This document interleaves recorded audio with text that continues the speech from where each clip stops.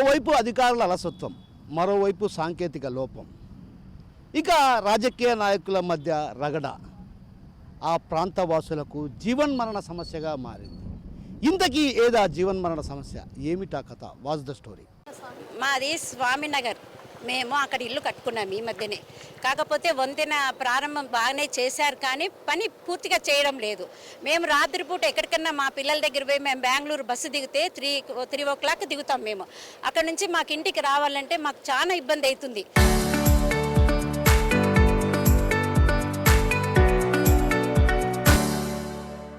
ఎందుకంటే 3 గంటలకు ఆటో వాళ్ళతో మేము అట్లా ఐటీ సర్కిల్ నుంచి లేడీస్ ఒకరు రాలేం కదా. మా హస్బెండ్ రిటైర్డ్ అయ్యాడు. మేము ఏదన్నా సరుకులు తెచ్చుకోవాలంటే మాకు చాలా ఇబ్బందిగా ఉంది. మేము లేడీస్ గుడికి వెళ్తుంటాము, రాత్రి 9 గంటలకు అట్లా వస్తాము. మేము ఏ విధంగా ఇంటికి రావాలా?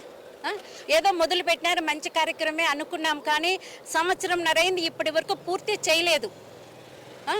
మాకు ఎంత కష్టమవుతుందండి సరుకులు తెచ్చుకోవాలన్నా, మా పిల్లలతో ఎక్కడికన్నా మేము పోవాలన్నా ఎంత ఇబ్బంది అని. మొదలు పెట్టిన పనిని త్వరగా చేస్తే మాకు ఆనందం. గవర్నమెంట్ వారు చేయకపోతే ఇట్లా మధ్యలో పెడితే మేము ఏ విధంగా సఫర్ కావాలి చెప్పండి. గవర్నమెంట్ మొదలు పెట్టిందే కానీ ఈ పక్క అసలు ఏమీ చేయలేదు. ఇటు పక్క చేశారు, అది ఎప్పుడైపోతుందో మాకు తెలియడం లేదు. అది మా విన్నపము. త్వరగా పని చేస్తే మేము చాలా ఆనందిస్తాము తెలుగుదేశం వచ్చినందుకు, లేదంటే బాధపడతాము.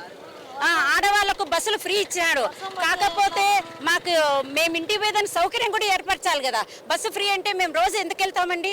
వెళ్ళం కదా. మా ఇంటికి మేము మా దారికి పోతాం అంతేగాని బస్సు ఫ్రీ పెట్టి మాకేం లాభము? ఏం లాభం లేదు. మేము ఇంటికి పోవాలంటే మా భర్త రావాలా, రాత్రిపూట 9కైనా 10కైనా. ఈ వంతెనలో మేము కింద జారి పడినాం మొన్న మా ఇద్దరము. ఎవరు మాకు ఏదైనా ప్రాబ్లం అయితే కాలు చెయ్య ఏదైనా ఫ్రాక్చర్ అయ్యింది అనుకోండి, ఎవరు చూస్తారు మాకు? గవర్నమెంట్ ఏదైనా చేస్తే పూర్తిగా చేసినా బాగుండు, లేదంటే ముందున్న ప్రకారమే మాకు బాగుండింది. అసలు ఏదో ఆటోలు వస్తున్నాయి, ఒకవేళ రాత్రిపూట ఏదైనా ఆరోగ్యం బాగాలేకపోయే మాకు అంబులెన్స్ రాదు కదా. మాకు వెహికల్ ఉన్నాయి, ఒకరు వచ్చి డ్రైవింగ్ చేసే కెపాసిటీ ఉండదు కదా. ఆ టెన్షన్తో మేమేం చేయాలి ఇంట్లో? ఎన్ని రోజులయ్యా ఇది చేసేది గవర్నమెంట్ ఇది? ఇన్ని రోజుల పని కానికపోతే మేము ఏ విధంగా మా ఇంటికి వెళ్ళాలా?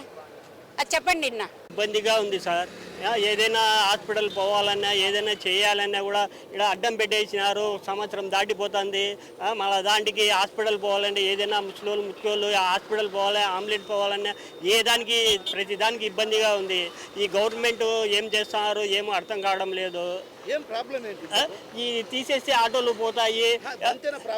అంతేనా ఏమో అది ఏమో వాళ్ళు బిల్లులు ఇంకోటి మనకైతే తెలియదు. మాకు దారి ఆటోలకు దారి ఇస్తే ఇంటికాడ నుంచి ముసలోళ్ళు ముత్తుకోళ్ళు ఎవరైనా పోయేవాళ్ళు వచ్చేవాళ్ళు ఉంటారు. ఇక్కడ దిగేసి పోవాలంటే నడచలేరు. వర్షం పడితే కింద నీళ్ళు వస్తాయి, పోవాలంటే పైనుంచి ట్రైన్లో వస్తాయి. చాలా ఇబ్బందిగా పడుతున్నాము. దయచేసి గవర్నమెంట్ మా గురించి ఆలోచించి, ఊర్లో గురించి ప్రజల గురించి ఆలోచించి మంచి పని చేస్తే బాగుంటుంది. ఈ అడ్డం పెట్టేసినారు, అదో మీరు చూసినారు, ఫోటో ఎత్తినారు కదా. ఈ వంతెన నిర్మిస్తున్నారు, కరెక్టే, మంచి పనే.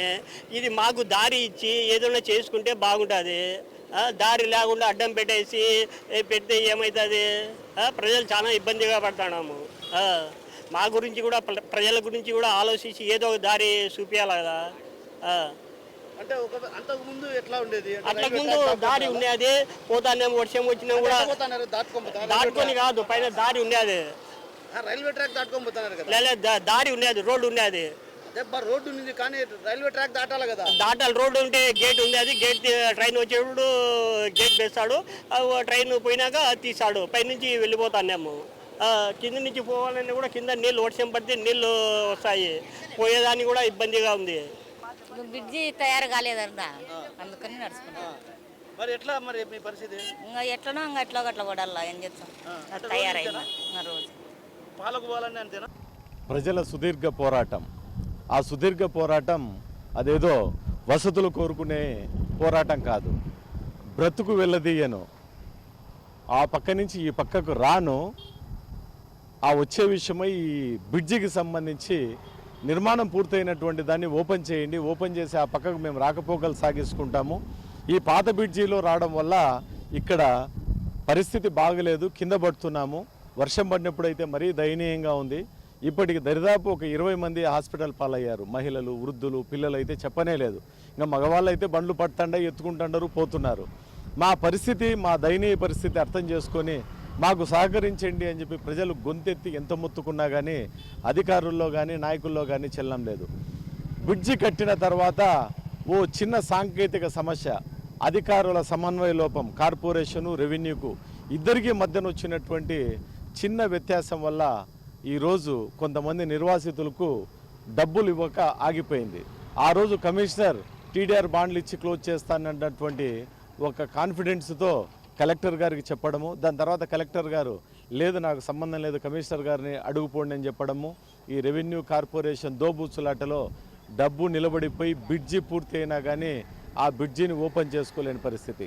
మేము అధికారులను ఒకటే విన్నవించాము, మొదట 4 ఇండ్లకు డబ్బులు ఇచ్చినా కానీ సమస్య సాల్వ్ అవుతుంది అని అంటే ఒకటే చెప్పేది, డబ్బులు ఇవ్వాలంటే డిపిఆర్ తయారు చేయాలి, డిపిఆర్ ప్రభుత్వం కాడ అనుమతి పొందితేనే డబ్బు ఇవ్వాలి, లేదంటే మేము ఇవ్వలేము అంటే కనుక అప్పుడు ఈ డివిజన్ స్థానిక ప్రజాప్రతినిధి కార్పొరేషన్ నుంచి నిధులు ఇవ్వమని చెప్పి చాలాసార్లు మొరపెట్టుకున్నా కానీ కార్పొరేషన్ ఆర్థిక పరిస్థితిని దృష్టిలో పెట్టుకొని మేయర్ గారు నిలబెడతా వచ్చారు.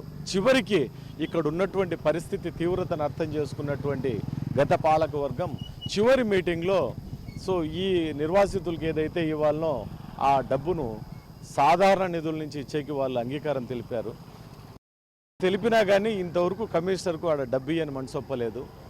ఈ పరిస్థితుల నేపథ్యంలో కమ్యూనిస్టులు ఇక్కడికి ఎంటర్ అయ్యారు. కమ్యూనిస్టులు అయితే కనుక ఒక జీవన పోరాటం అనే చెప్పాలి, ఇక్కడ స్థానిక ప్రజలను కలుపుకొని వాళ్ళ పోరాటం ఇక్కడ ఉధృతంగా జరగడానికి కారణము ప్రజల్లో ఉన్నటువంటి బాధ. ఎన్ని రకాల పోరాటాలు చేసినా కానీ అధికారులకు చీమ కుట్టినట్టు కూడా లేదు. అదే ఈ పక్క ఆ అధికారులకు సంబంధించినటువంటి బిడ్డలు ఉండి వాళ్ళ భార్య బిడ్డలు వాళ్ళు కింద పడితే వాళ్ళకు అప్పుడు తెలుస్తుంది. ఇంకా నాయకులు అంటావా, ఇక్కడ నాయకుల సమన్వయ లోపం. ఇక్కడ ఇప్పుడు అధికార పార్టీ ఒకరు ఉన్నారు, ఈ డబ్బు ఇచ్చింది వచ్చేసి ఒక పార్టీ. ఈ రాజకీయ పార్టీల రగడ వల్ల ప్రజలు గోడో మా సమస్య, మా గోడు వినండి, మా బాధ చూడండి, మేము కింద పడినప్పుడు మా ఆవేదన ఏ విధంగా ఉంటుంది, మా హాస్పిటల్ ఖర్చులు చూడండి అన్నా కానీ వీళ్ళకు చలనం లేదు. కనుక ఒక్కటే విజ్ఞప్తి చేస్తున్నాం, కలెక్టర్ గారు కాస్త కమిషనర్కు రెవెన్యూ డిపార్ట్మెంటుకు కాస్త మీరైనా గడ్డి పెట్టి ఈ దీర్ఘకాలిక సమస్యను చిన్న పేమెంట్తో సాల్వ్ అయ్యే సమస్యను సాల్వ్ చేయమని చెప్పి మిమ్మల్ని విజ్ఞప్తి చేస్తున్నాను. ఇదేదో గ్రామీణ ప్రాంతాల్లో ఉన్నటువంటి జీవన మరణ సమస్య అయితే కాదు. కడప నగరానికి కూతవేటు దూరం అంటే కడప నగరంలో మధ్యలో ఉన్నటువంటి భాగం ఈ భాగం. ఇక్కడ ఏదైతే ఎర్రముక్కపల్లె సర్కిల్ నుంచి అటువైపు బాకరాపేట అదేవిధంగా కొన్ని గ్రామాలు ఉన్నాయి. ఆ గ్రామాలకు వెళ్ళాలంటే ఈ రహదారి గుండానే వెళ్ళేవాళ్ళు. గతంలో లో లెవెల్ బ్రిడ్జి కారణంగా తీవ్రమైనటువంటి ఇబ్బందులు పట్టేవారు. అదేవిధంగా వర్షం వచ్చిన ప్రతిసారి కూడా ఆ నీళ్లు ఉండడంతో ఒక్కసారిగా చుట్టూ తిరిగి వెళ్లాల్సిన పరిస్థితి. అంటే 2 కిలోమీటర్ల ప్రయాణం కాస్త 10-15 కిలోమీటర్ల మేర ప్రయాణించాల్సినటువంటి పరిస్థితి రావడంతో ఒక్కసారిగా గత వైసీపీ ప్రభుత్వం హయాంలో ఏదైతే రైల్వే వంతెన, ఏదైతే అండర్ గ్రౌండ్ రైల్వే వంతెన నిర్మాణానికి భూమి పూజ కూడా చేయడం జరిగింది. అయితే నిధులు మంజూరైన తర్వాత అధికారుల అలసత్వం కారణంగా ఇక్కడటువంటి అవతల ఉన్నటువంటి వైపు ఉన్న వారికి పరిహారం చెల్లించకపోవడంతో ఒక్కసారిగా పరిస్థితి తీవ్రంగా జటిలంగా మారింది. అయితే 2 ఏళ్ళు గడుస్తున్నా, వైసీపీ ప్రభుత్వం పోయి టీడీపీ ప్రభుత్వం వచ్చిన 2 ఏళ్ళు గడుస్తున్నా కూడా ఇప్పటి వరకు కూడా ఈ బ్రిడ్జి నిర్మాణానికి అంటే పూర్తిగా నోచుకోని పరిస్థితి. కొంత భాగం పూర్తయి కొంత భాగం పూర్తిగా కాని పరిస్థితి. అంటే అటువైపు ఉన్నటువంటి వారికి పరిహారం చెల్లించడంలో అధికారులు అలసత్వంగా నిర్లక్ష్యంగా వ్యవహరిస్తున్నారన్నటువంటి ఆరోపణలు కూడా బలంగా వినిపిస్తున్నాయి. అయితే నిధులు ఉన్నప్పటికీ కూడా పనులు పూర్తి కాకపోవడానికి ప్రధాన కారణం కొంత ఏదైతే ఇక్కడ వైసీపీ హయాంలో బ్రిడ్జి మంజూరైంది కాబట్టి మనకేం పని అన్నటువంటి భావనలో టీడీపీ ఉందో లేదో తెలియదు. కానీ మొత్తానికైతే ఈ ప్రాంత వాసులు రకంగా తరచుగా చాలా ఇబ్బందులు పడుతున్నటువంటి పరిస్థితి. మనం ప్రధానంగా ఇక్కడ గమనిస్తే ఇటువైపు నుంచి అటువైపుకు వెళ్ళాలంటే వంతెన అంటే రైల్వే బ్రిడ్జి లేని కారణంగా అంటే వంతెన లేని లో లెవెల్ వంతెన లేని కారణంగా ఇదే పట్టాల గుండా దాటుకున్నటువంటి పరిస్థితి. అదేవిధంగా చిన్నపాటి రహదారి, ఆ రహదారిలో వర్షం కురిస్తే మాత్రం చిత్తడిగా ఉండేటువంటి ఆ ప్రాంతంలో ఎంతోమంది మహిళలు కూడా కింద పడినటువంటి పరిస్థితి. అయినా కూడా అధికారుల్లో ఎక్కడా చలనం లేకపోవడంతో కూడా ఇక్కడ ఈ ప్రాంతవాసులు తీవ్రమైనటువంటి ఇబ్బందులు పడుతున్నారు. ఈ నేపథ్యంలో రకంగా కమ్యూనిస్టు పార్టీలు పోరాటానికి సిద్ధమయ్యాయి. అయితే పోరాటానికి సిద్ధమైన అధికారులు మాత్రం ఎక్కడ ఈ పనులు పూర్తి చేయాలి అన్నటువంటి చిత్తశుద్ధితో పనిచేయడం లేదన్నటువంటి విమర్శలు కూడా వ్యక్తం అవుతున్నాయి.